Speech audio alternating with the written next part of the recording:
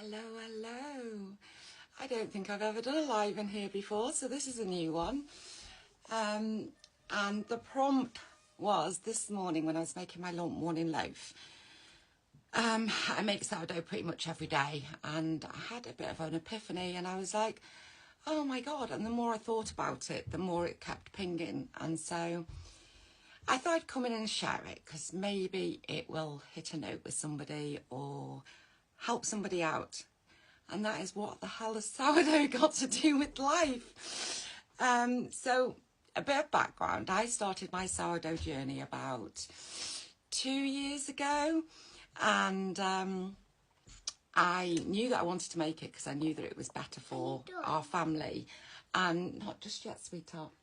And I knew it was better for our family. So I researched loads of different ways. I was hoping to find, I think, one concrete recipe, and there just wasn't.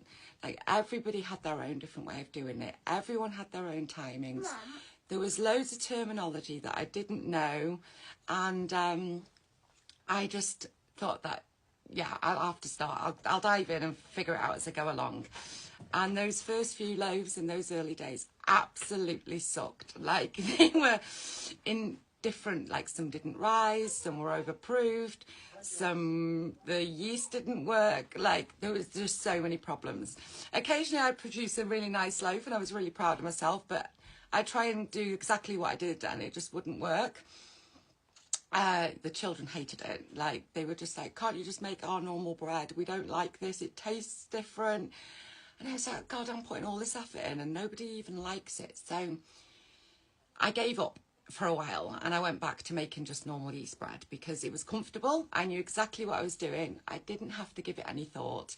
I knew it works, and yeah, the children would eat it. So I went back, but I kept having this sort of niggling thought that I knew sourdough would be a better option for us.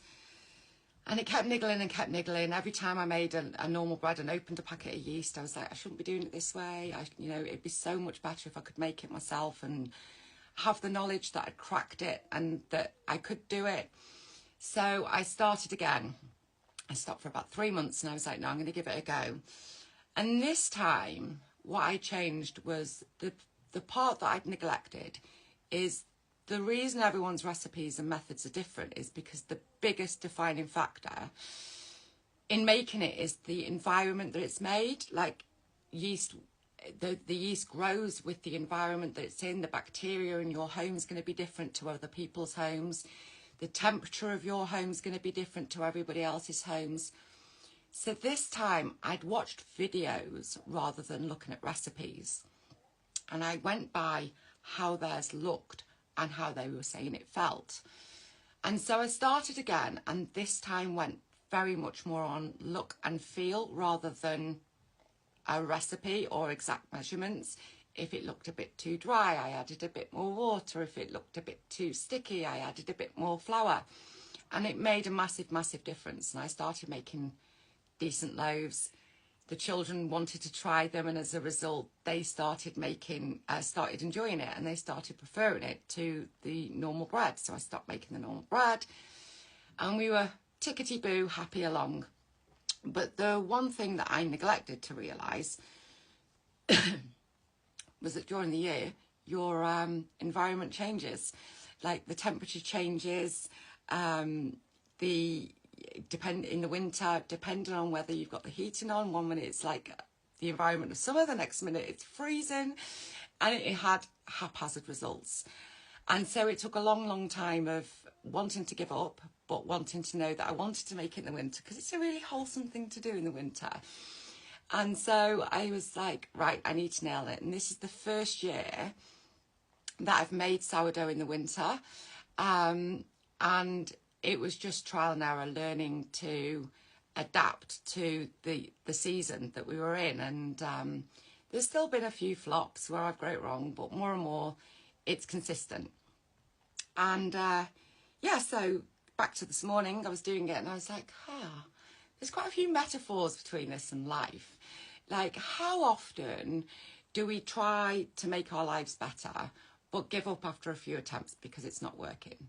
And, you know, we might change things and change everything at once. And then it doesn't work and we give up because it's too hard. And, you know, we've tried all the things and nothing's not making any sense. So we give up. How often do we put a stop to it because of everyone else's opinion, because they don't like the changes that we're making, because they don't appreciate the changes that we're making?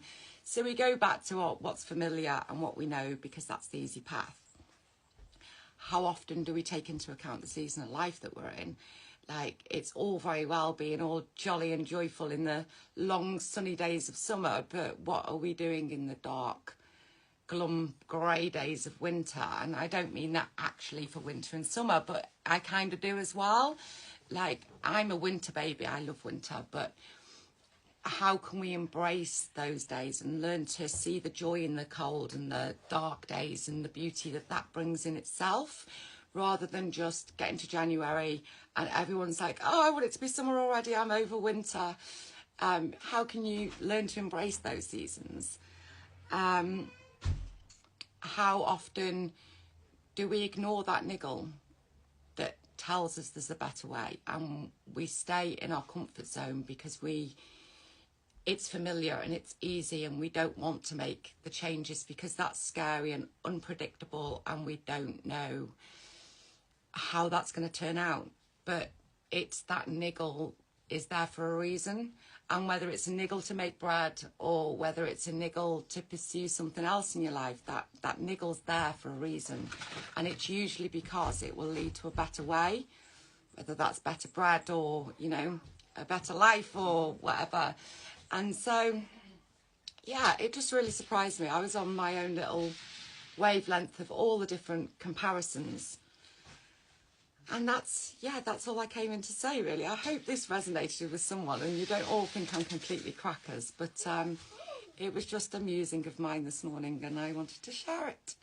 So I'm going to go, and I hope you have a fantastic day, everybody.